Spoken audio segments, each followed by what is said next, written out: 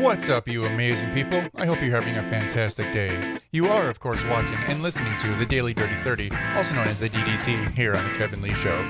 And I am your host, Kevin Lee. Now, for those of you who do not know what the DDT is all about, let me take a moment to explain. You see, it's a show that airs live at 9 p.m. Central Standard Time, Monday through Friday, and it's where I get to spend 30 minutes telling you, the viewer, all about the things that bother me today. What do I get out of it? It's easy. It's cathartic. Why should you tune in? That's even easier. It's entertaining. Sound like a fair trade? Good. Let's get to it.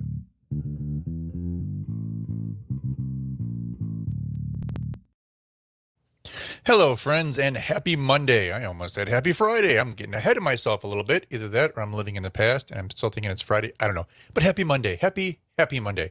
And as you probably saw, the broadcast is entitled More Things Change, the More Things Change.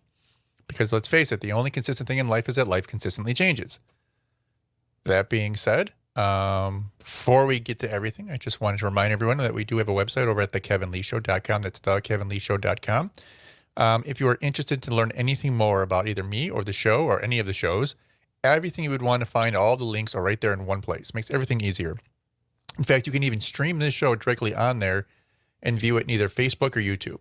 Or there'll be links to take it to Twitch or Twitter/Periscope. I don't even know what to call it. Do I call it Twitch? Or, do I call it Twitter or do I call it Periscope? Because technically they're separate, but they air on the same things with the same identity. I don't know. Anyways, go ahead, check that out. And again, we are here at 10 p.m. Eastern, Monday through Friday for 30 minutes. Almost exactly we try to shoot for every single time because we don't want to waste anybody's time. And we want to give you as much information as we can, as quickly as we can. So we give ourselves a simple deadline. Okay, that being said, let's get right into it. So today we're going to be talking about four things. The first is going to be probably the most serious, and it's kind of sad. So before we get into it too much, I'm just going to change the graphic here so you kind of see what I'm talking about. So the person we're going to be talking about today, his name is Garrett Foster. And what we're going to talk about is why his name matters. Now, you, politically speaking, might be left-leaning, you might be right-leaning, you might be a libertarian, you could be undecided, you could be independent, you could be part of the Green Party, the Constitution Party. I don't know where your alliances lie, but none of that really matters in this discussion. So what happened is this past weekend, Garrett Foster was killed during a Black Lives Matter protest. He was armed at the time with an AK-47, or at least an AK-47 looking weapon. But he did not shoot anybody or shoot at anybody. In fact, he was the one that ended up getting shot and killed. That being said, there's a reason for this. So again, he was at a Black Lives Matter rally, or protest, I should say. It was a march, more or less. And it just kind of, it was in Austin, Texas. Should probably give a little more background. He was 28 years old. I believe he was a resident of Austin. I haven't confirmed that, but from everything I've seen, it implied that he was a local resident. And in Texas, if you're unaware, you actually do not need a license or any special type of carry permits to open carry at least long rifles in Texas. So anything like a shotgun, a rifle, AR-15, AK-47 looking device. Again, I don't know if it was actually an AK-47. I've heard that's how it was described. I think even the shooter himself described it as this, and we'll actually watch that in a minute. He actually did an interview shortly before, not shortly, but I guess a couple hours before, earlier in the day, before he was shot, because he had been marching for 2 months. In fact, he has a black fiance who is a paraplegic, and they've together been protesting for the last 2 months in Austin, or the Austin area, or throughout Texas, but mostly in Austin. So this isn't something like he just did once or what have you. This is something that he does day in, day out, protesting for Black Lives Matter. Regardless of how you might feel personally about Black Lives Matter, that really doesn't matter here. It's not the discussion. What matters is what this young man did and what happened to him. And there's still going to be some investigations. There's still going to be some things going on that will take time to weed out the full truth. And we'll get to more what the report actually says. But before we do that, in full context, I want to give you the full story, because if I just told you, well, this is a man that was shot and blah, blah, blah, blah, and this is what a couple of the witnesses said, then you're going to have a biased view. I want you to understand that before this happened, he was interviewed. by, I don't know if it was someone like who had like a YouTube channel or on their Facebook, or if this was actually a media outlet who interviewed him. It's unclear. At least it was at the time last I checked. I'm not sure. I haven't seen this video source. I just pulled it up. He was talking about why he was there, why he was, why he had a weapon with him. And yeah, and again, I want to give you the full context, because it would be easy to sit there and say, well, this guy's a complete victim without question because of what happened to him. And you still might think he was a victim, absolutely bar none, because of what happened to him. But I don't want you to find out later, if you hadn't already heard of the story, that he had said these things before the protest and before the shooting. So I want you to be prepared and not surprised. Okay. So let's hop right over to here, and we are going to watch a quick little video.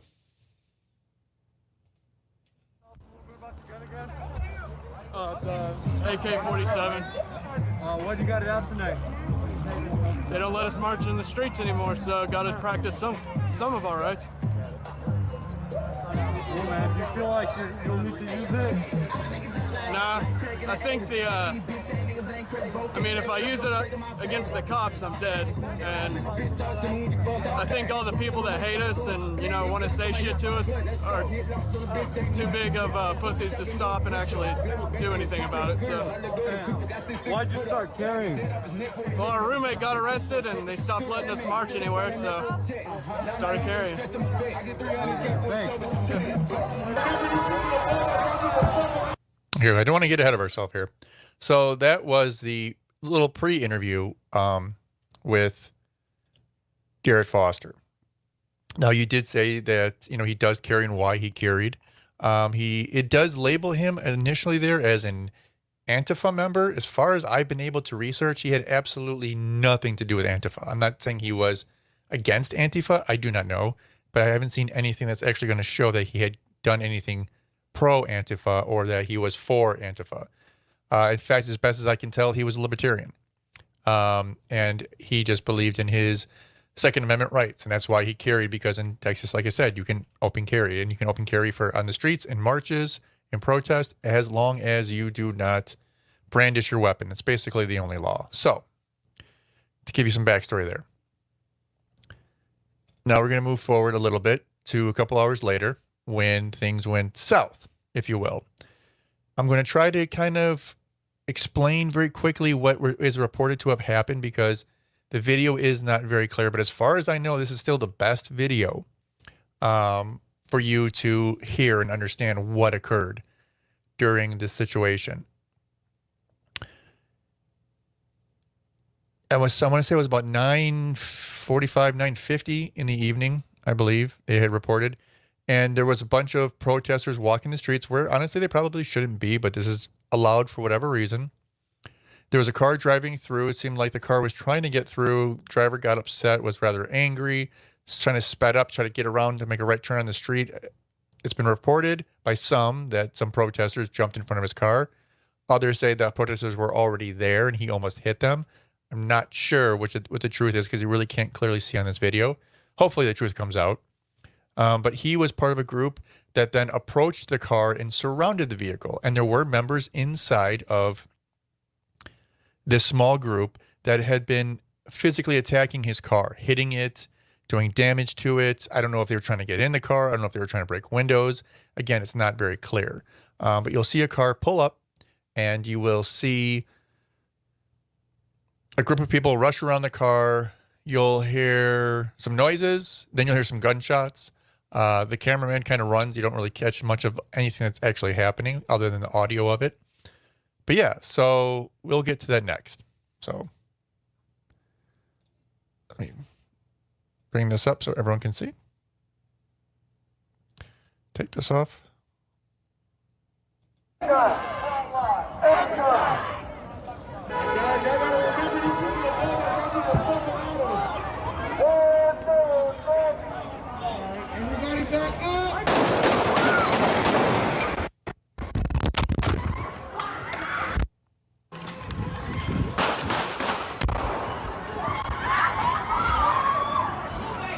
Now, as you can hear, there's actually a lot of gunfire there, or a good amount of gunfire.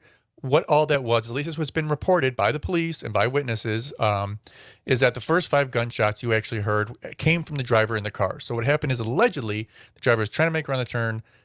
All these people surrounded his car. He got nervous. And then when he saw Garrett Foster walk up on him holding a rifle, he believed his life was in danger, and he believed that Garrett Foster was pointing the weapon at him.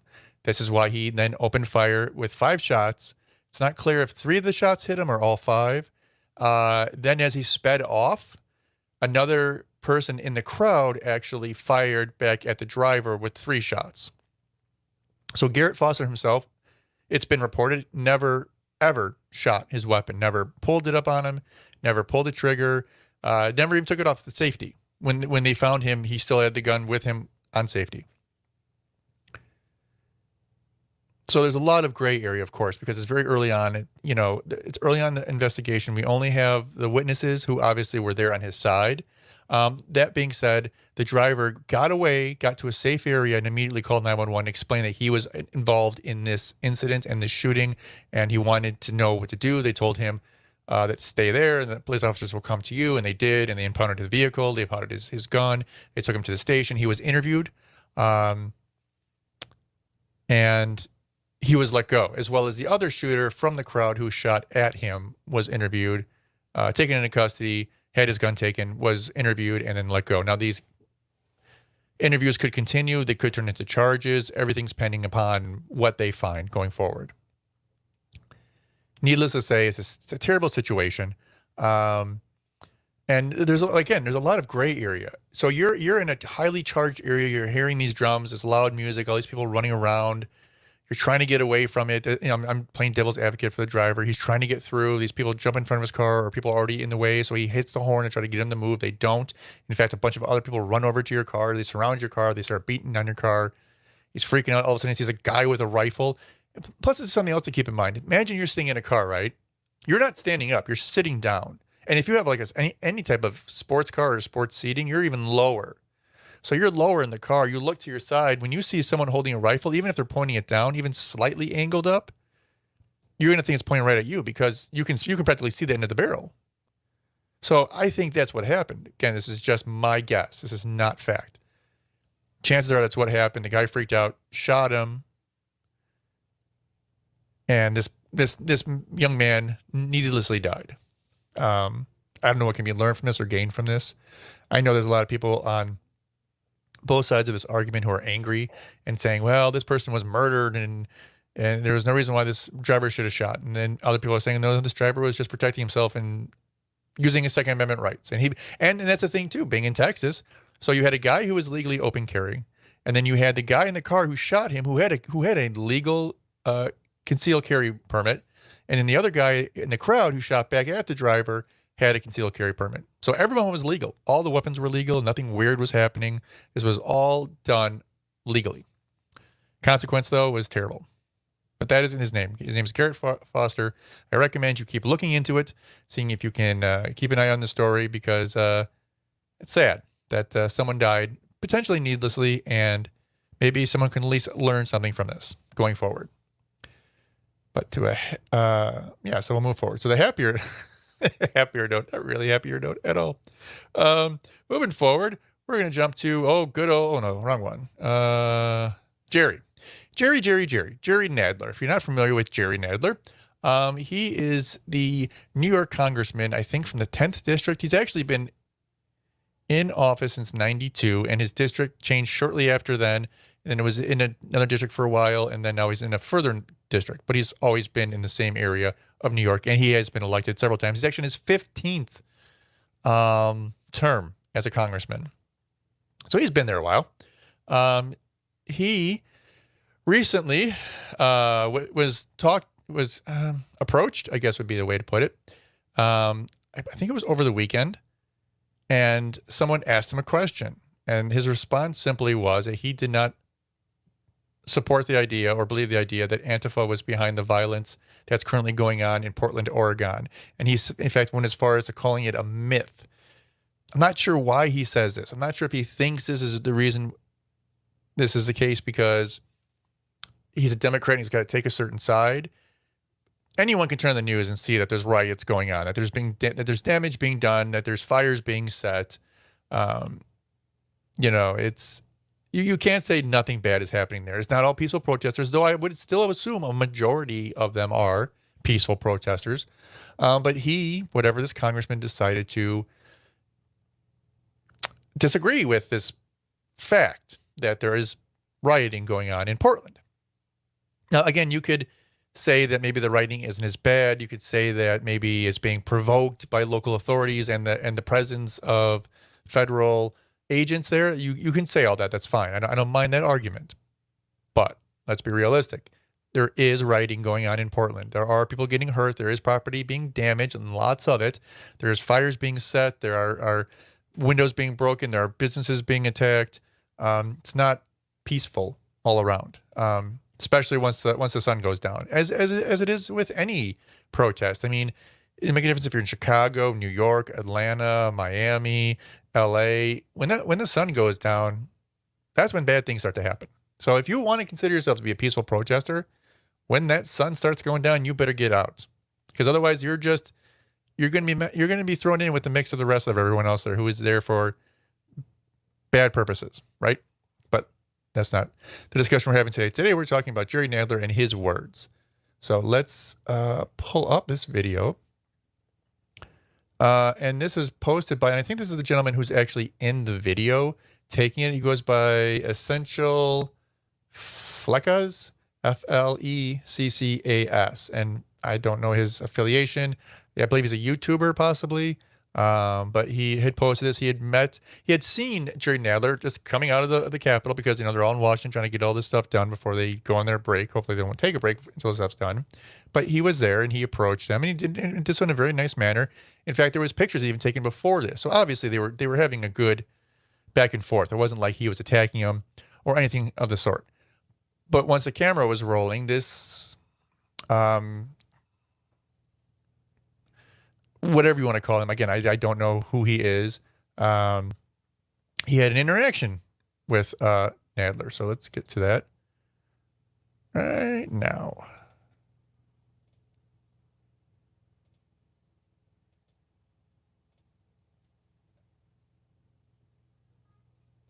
It is true. There's violence across the whole country. Do you disavow the violence from Antifa that's happening in Portland right now? There's riots. That's a myth. That's being spread only in Washington, D.C. About Antifa in Portland? Yes. Sir, there's videos everywhere online. There's fires and riots. They're throwing fireworks at federal officers. DHS is there. Look online. It gets crazy, Mr. Nadler.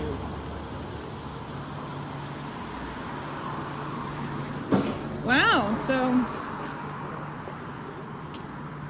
And just like that, the interaction was over. But you could see him clearly denying that anything was going on. Don't know if this is a party line for him. I don't know if he truly believes this. Maybe he does. Maybe he truly believes there's nothing going on in Portland, and that maybe he doesn't watch the news. I would say everything he sees on the news, but maybe he just does not watch the news. It's humanly possible. Maybe he just kind of put himself in this bubble with his blinders on and listens to the reports of the people around him in D.C. who say, it's not true. It's not real. I don't know. Maybe, I don't want to judge the guy too harshly, but being a U.S. representative in Washington, you think he would be well informed, or at least know basically what's going on in the major stories of the country, especially when it comes to politically charged situations like riots and protests. And I think we're now day 58, 59 of the protest in Portland. So it's not like it's a new thing. It's not like it just started. It's been going on for nearly 2 months straight. But yeah, that is your elected officials. One of them. And again, I'm not picking on Democrats in the slightest bit. I think most politicians are terrible at their job. Let's be honest. I'm sure many of them try hard. I'm not saying that they're not trying hard, but they need to be better at what they do, or be more honest on what they do. Right? Yeah. So that's a fun story. We're going to have a couple of more quick stories because we're already at 20 minutes.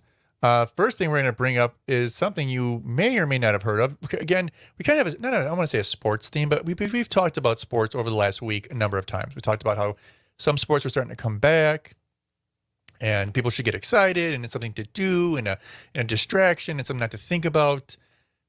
Everything going on with COVID-19 and Black Lives Matter and the protests and the election and God knows what. So it was nice to have some type of at least minor distraction. Well, yeah, that may be happening. That may not be happening if you're a football fan. So needless to say, there was an announcement. And actually, it's official but unofficial because I heard this story and I saw that it was posted by many different football teams, organizations, but not on the NFL.com sites at the time. So I thought it was very odd. But allegedly, apparently, the NFL preseason has been completely canceled. There was rumors they were knocking it down from 4 games to 2 games. Now it's saying and this is on the official Baltimore Ravens site. So they're saying officially the entire preseason is canceled. Well, okay, if the preseason is canceled, what do you think chances are that maybe the regular season might get canceled at this point? Now, before you sit there and think that I'm jumping to conclusions, think about it. Baseball started up just a few days ago, right? We're 4 days into it, something like that, 4 or 5 days, maybe not even. We are now in a situation in which they had to cancel 2 baseball games because of a number of people testing positive for COVID-19. I mean, I'm talking 11 players and 2 coaches from one team, right? It's a big issue. And now there's some real concern of what's going to happen to this season of MLB. It was only going to be 60 games. And now if we're into the first week and we can't even finish a week without having to cancel multiple games because of multiple, infected players, it's an issue. And that's not even a contact sport. Football is. So think about it. Do you really believe or think that we're going to be able to have an entire 16-game football season? Forget the preseason. I mean, heck, I'm happy to get rid of the preseason. I think we should have got rid of it a long time ago. They can have all the scrimmages they want. They can even have scrimmages against other teams. But why? I mean, I know they're trying to make money. That's why they put them on TV, and that's why they sell tickets to them. But it's ridiculous. And people have to take them seriously, so people get hurt. And there's no reason for it. I'm all for canceling the preseason, and I'm glad they did, especially in this situation. That being said, can you imagine all these teams playing every game every week for 17 weeks and then playoffs? I just don't see it happening. I mean, don't get me wrong. I'm a football fan. Always have been. Probably always will be. And you can get upset all you want about the ramblings of what's and the rumblings of what's going on in the NFL and talks about national anthem and kneelings and all that kind of stuff, all the conflict. Take that out of the picture. Just think about the football. Think about the players. Think about the coaches. Think about the traveling. Think about all the support staff that works with them. I mean, it's not like it's just players. We have all the trainers, and there's lots of trainers, and there's all the coaches. Like most people don't even realize, it's not like a football team has a coach and an assistant coach. They might have 12, 15 coaches or more on one team. And then we're talking, 53 players? I believe. And there's a practice squad, which is another 10 player. I mean, it's a lot of staff and there's a lot of teams and it's a lot of traveling. And I just don't see this happening. So I don't want to be a negative person. I don't want to say we're not going to have football, but I'm going to be a little hesitant to get excited about football because it's still supposed to start. I just saw a commercial right before I came on saying that football was going to start September 10th, right? Yeah, September 10th. So, yeah, I mean, it's a possibility that's going to happen. I don't want to get my hopes up because, I mean, we're, like I said, 1 week into baseball, and there's a very good chance they might cancel the season within a very soon time, within a few days or a week or 2 weeks, unless this happens to just be an anomaly and then they don't have any major infection issues going forward. Then you've got basketball. See, basketball and hockey are kind of interesting because what they've done is they've decided to take all the teams that are going to be participating and move them to a very specific area where there'll essentially be no travel. In Orlando, there's some complex center where there's 3 major arenas, and they're going to play all their games between those 3 arenas, and everyone's going to basically live there, which could be very bad as well. But at least people aren't coming in and going out. There's no fans, and there's no travel, and there's no anything else. So it's interesting. In hockey, they're moving all the teams that are participating up into 2 areas, I believe, of Canada. So once again, not a ton of travel. Everyone's kind of playing the same areas, staying in the same hotels.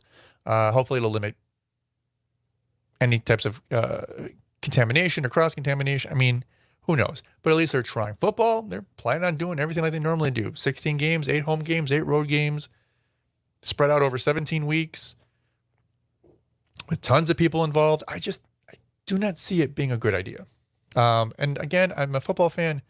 I'm not making light of this. I'm not, and I know these people, it's a livelihood. I'm not saying they shouldn't do it or they shouldn't attempt it, but I just don't see it happening. But let's finish on a positive note, shall we? Got a few minutes left here. And you may or may not have heard, or I'm sure you've heard at some point, there is a festival that's done now annually only in Chicago called Lollapalooza. Lollapalooza was set to occur July 30th through August 2nd.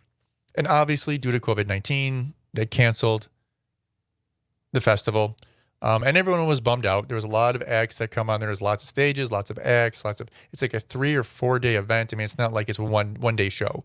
It goes on for a long time. And people travel from all over the world to come here. I mean, I live in the Chicago area and I've been there and I've been around that area when Lollapalooza comes on, and there's people here from Germany, Japan, Australia. I mean, all over the world. But like I said, for safety purposes, due to COVID-19, they canceled it. Makes sense. I understand. So, that being said, it's still happening. And this is something you may not know. They're actually still going to have Lollapalooza 2020, but they're going to have it virtually. I know before a lot of people get down and say, oh, it's going to be virtual. Who cares? It's stupid. There's going to be a bunch of pre-recorded, and it might be pre-recorded. I have no idea. From what I understand, it is supposed to be basically live. Maybe it will be, maybe it won't, but hopefully either way, they're good performances. And all these bands, tons of different bands, are going to be involved. Right here is the lineup. And I'm not going to read them all because there's so many. But it does say that it will be on from July 30th through August 2nd. So the same dates they originally were going to be on. And it's going to be exclusively live on YouTube. So as it says up here on the top of the screen, Lollapalooza, July 30th through August 2nd, 2020, youtube.com/Lollapalooza. And there's a whole lineup thing and information, and it's completely free. It's not like you have to pay for it, which I think is a great thing, because I'm sure they probably heed and hawed about, well, maybe we could sell tickets to it. Maybe we could sell for like $5 a person. Maybe we could have it on a whatever site. But thankfully, they decided to make it free to everybody. It's actually Thursday, not Friday. So it's not just the weekend. It's actually such Thursday, Friday, Saturday, and Sunday. Exclusively live on YouTube. Full schedule is released Wednesday 29th, which is coming up. There's still a number of names on here. Let me see if I can get... maybe they have a better... Okay, well, this is a little easier to see, right?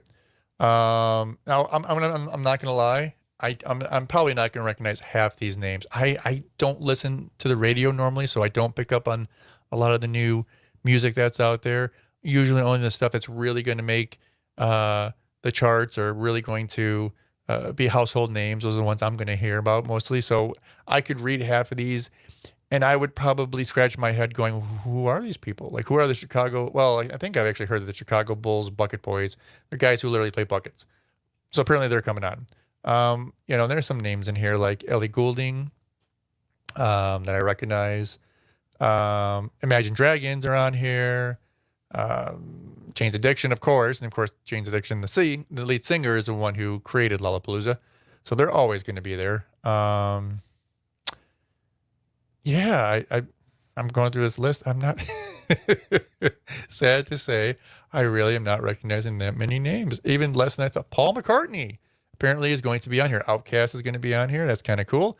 Wow, there's some interesting names like Princess Nokia and Portugal. Actually, I've heard of Portugal the Man, so I shouldn't say that. Run the Jewels. Shoreline Mafia. Haven't heard of them. Tenacious D. I have heard of. Who hasn't heard of Tenacious D? The Cure is going to be there allegedly. And again, I don't know if it's going to be pre-recorded, if it's going to be live. I'm assuming most of them are going to be pre-recorded. You never know. So there's going to be some people here with special appearances by like Chuck D, LL Cool J, Lars Ulrich. We got that going on. Mayor Lori Lightfoot is apparently, I don't think she's going to sing. I think she's just going to be there. So anyways, I just want to at least end off on some good news saying, hey, if you like music, if you love music, you have 4 days of free music. It's like going to Lollapalooza and watching it for free. and you don't have to go anywhere. So it's kind of cool. So this Thursday, I'm not sure exactly what time it is, but if you go on YouTube, I'm sure they have advertisements all over the place, or they will on that day. So starting Thursday, July 30th through August 2nd, you can watch it. And again, that's another thing too. You could be anywhere in the world and you can watch this. So that's excellent, right? I think so. That being said, believe it or not, we're actually already breaking 30 minutes, so I got to get out of here. But I hope you guys have a good rest of your day. Have a good, wonderful day tomorrow, and we'll be back here tomorrow night at 10 p.m. Eastern. But until then, have a good one.